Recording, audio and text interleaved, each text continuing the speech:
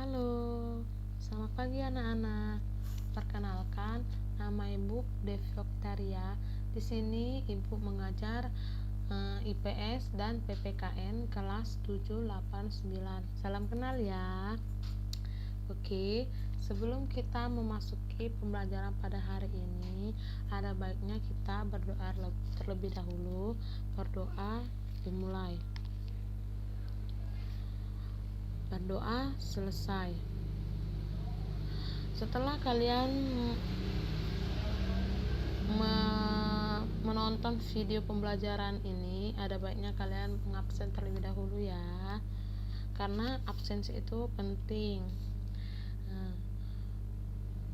Pada pagi hari ini kita akan belajar tentang memahami kedudukan dan fungsi Pancasila. Anak-anak, ada 8 kedudukan Pancasila sebagai bangsa Indonesia, yaitu yang pertama, Pancasila sebagai dasar negara. Nah, Pancasila berfungsi sebagai dasar negara itu untuk mengatur penyelenggaraan ketatanegaraan negara yang meliputi bidang ideologi, politik, ekonomi, sosial budaya, dan pertahanan keamanan. Artinya, untuk pedoman mengatur berbagai macam bidang tadi digunakan Pancasila, sehingga tidak boleh mengatur pertahanan dan keamanan di Indonesia. Itu bertentangan dengan nilai-nilai Pancasila. Mengatur perekonomian itu juga dasarnya adalah Pancasila. Artinya, Pancasila di sini berfungsi sebagai dasar negara. Nah, dasar untuk mengatur penyelenggaraan ketatanegaraan itulah fungsi yang pertama, yaitu Pancasila sebagai dasar negara. Nah, kedudukan dan fungsi Pancasila yang kedua adalah Pancasila sebagai jiwa bangsa.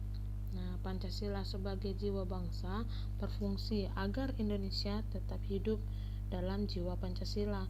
Setiap bangsa dan negara tentu memiliki jiwa. Dalam hal ini, Pancasila menjadi jiwa bangsa Indonesia. Pancasila sendiri telah ada sejak bangsa Indonesia lahir, yaitu sejak proklamasi kemerdekaan. Nah, tanggal 17 Agustus 1945. Baik, lanjut. Kedudukan dan fungsi Pancasila yang ketiga adalah Pancasila sebagai kepribadian bangsa Indonesia. Pancasila sebagai kepribadian bangsa Indonesia memiliki fungsi, yaitu sebagai hal yang memberikan corak khas bangsa Indonesia dan menjadi pembeda yang membedakan bangsa kita dengan bangsa lain. Artinya, setiap negara pasti punya ciri khas masing-masing. Nah, Pancasila sebagai pribadi bangsa ini merupakan ciri khas bangsa Indonesia kita ini. Selanjutnya, kedudukan dan fungsi Pancasila yang berikutnya adalah Pancasila sebagai sumber dari segala hukum. Pancasila sebagai sumber hukum berfungsi sebagai sumber yang mengatur segala hukum yang berlaku di Indonesia. Semua hukum harus tunduk dan bersumber dari Pancasila.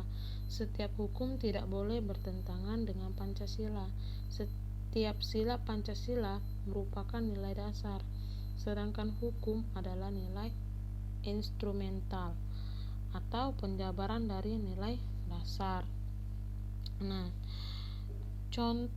artinya kalau ada undang-undang, ada peraturan menteri, peraturan presiden, peraturan pemerintah kabupaten atau provinsi, itu harus bersumber dan tidak boleh bertentangan dengan nilai-nilai yang ada dalam Pancasila. Nah, itulah maksud Pancasila sebagai sumber dari segala sumber. Berikutnya, kedudukan dan fungsi Pancasila adalah Pancasila sebagai perjanjian luhur. Pancasila sebagai perjanjian luhur telah berfungsi dan disepakati melalui sidang panitia persiapan kemerdekaan Indonesia tanggal 18 Agustus 1945. Walaupun disahkannya Pancasila hanya oleh sebuah panitia persiapan kemerdekaan Indonesia, tetapi PPKI sebenarnya adalah suatu badan yang memiliki suara rakyat.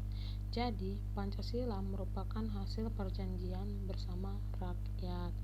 Oke, selanjutnya Pancasila sebagai cita-cita dan tujuan bangsa Indonesia. Pancasila sebagai cita-cita bangsa memiliki fungsi yaitu untuk menciptakan masyarakat yang adil dan makmur. Nah, itulah cita-cita dan tujuan bangsa Indonesia. Selanjutnya, Pancasila sebagai satu-satunya asas dalam kehidupan bangsa dan bernegara. Pancasila sebagai satu-satunya asas adalah sebagai konsekuensi ditetapkannya Pancasila oleh bangsa Indonesia sebagai dasar negara dan juga merupakan perwujudan melaksanakan Pancasila secara murni dan konsekuen. Terus, Pancasila sebagai moral pembangunan. Pancasila dijadikan kerangka acuan tolak ukur parameter arah dan tujuan dari pembangunan. Oke, sekian itu dulu materi yang pada pagi hari ini Ibu sampaikan. Jadi itulah tadi 8 kedudukan Pancasila. Semoga bisa kalian pahami. Jika ada ingin kalian tanyakan, silakan langsung WA ke pribadi Ibu ya, ke WA pribadi Ibu. Ibu tunggu dan selanjutnya akan Ibu beri tugas. Kamu buat tugasnya ya, jangan lupa. Sekian dari Ibu. Terima kasih. Selamat pagi.